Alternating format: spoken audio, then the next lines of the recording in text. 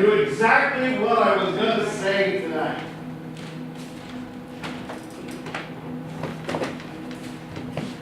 This morning, not so much. I asked a friend what I should do. And he said, well, go out there and ask for 2 minutes of silence. I said, like a memorial, is it that bad? He goes, no, but it'll give you 2 more minutes to think. I thought about it all day. When my wife told my daughter about the results of the election, she cried. And not just, ooh, but like deep, hot tears. And being a total idiot, I said, oh, honey, don't worry about it. You're 13 years old. What does it matter to you? And she gave me that look that, only a 13-year-old girl can give you. And I knew what she meant. It's all about her. It's all about her disabled friends, her LGBT friends. It's all about the fact that her own country just wrapped its arms around rape culture and gave it a big sloppy wet kiss. So I don't know how to explain it to her. The only thing I could think of is that we all come from great people.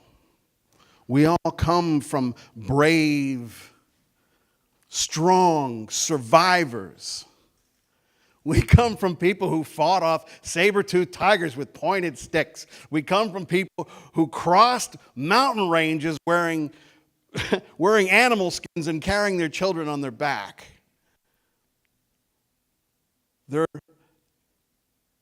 We come from that strong, surviving stock.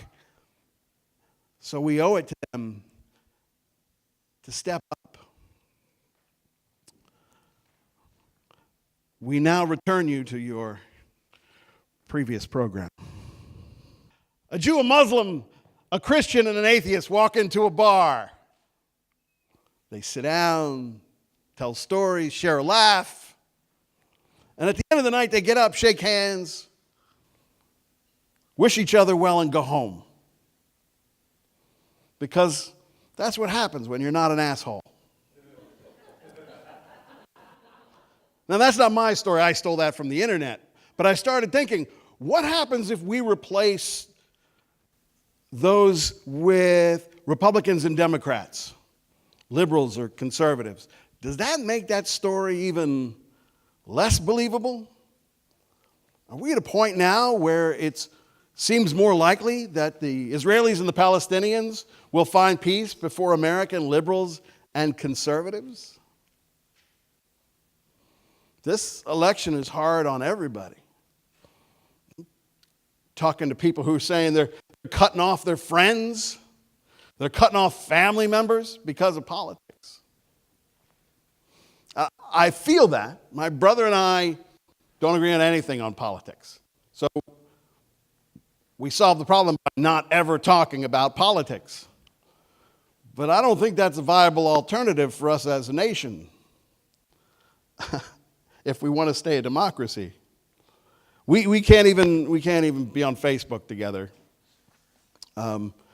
He is very articulate in his opinions. And I'm one of those people that can't ever let it go. I'm one of those people that likes to argue politics on Facebook. And I'm standing back here because this is where people usually start throwing things. But I do it for a reason. And the reason is I know that a lie told again and again and again and again, as we have seen, starts to sound like the truth. I've worked for political consultants. I worked for one, used to tell all his candidates, say the word liberal, like you smelling something that you just stepped in. liberal. And you know what? It worked. It worked so well that liberals started running away from the title liberal.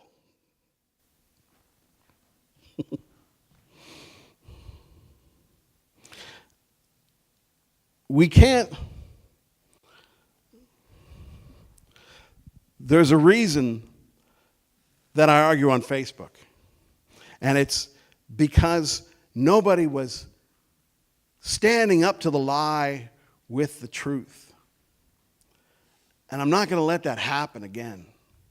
I remember right-wing talk radio sending out a raft of lies. The mainstream media would report it as if it were true without checking it. The liberal establishment would go, well, nobody's gonna believe that, don't worry. But people did believe it. It took on the patina of truth. And that is the political environment we live in. You know, make no mistake, we are not this divided by accident. There is a lot of money in keeping these elections close and keeping us at each other's throats. There's an old saying, goes back to the 1500s. If a village has one lawyer, the lawyer starves. The village has two lawyers, they both get rich. There is money in conflict. The most contentious presidential election of the last century was probably Nixon-Kennedy in 1960. Adjusted for inflation, they probably spent $250 million on that election. Yesterday, they spent $2 billion. There's money in keeping us apart. So where does that leave us? We've spent 2 years picking a president, and now we're more apart than we've ever been. How do we fix that? How do we answer those questions? How do we go out and change hearts and minds? I think about what I teach my kids. One of the things I teach them is, what does a win look like? In any contentious situation, what would a win look like here?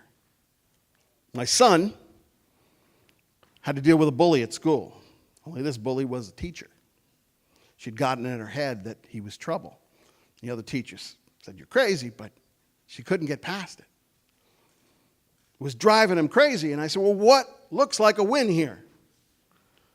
We could fight this.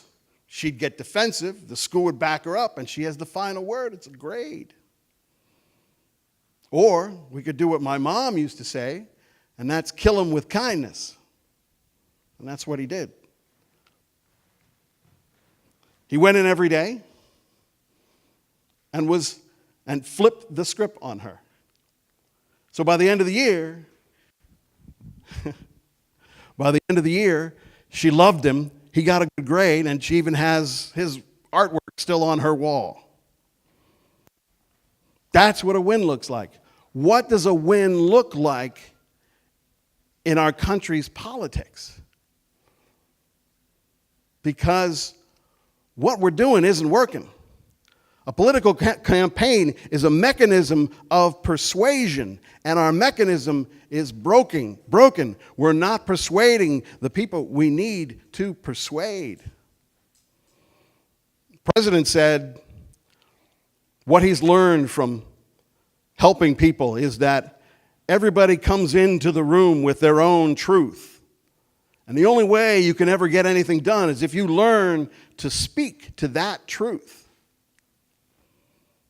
That may be something that we need to learn. That may need to be a new weapon that we use. Because there are two really important lessons from American history that we need to remember. One is what Abraham Lincoln said, that a house divided against itself cannot stand. And the other is, as Ben Franklin said here in Philadelphia when the nation was founded, we must hang together, or most assuredly, we will hang separately.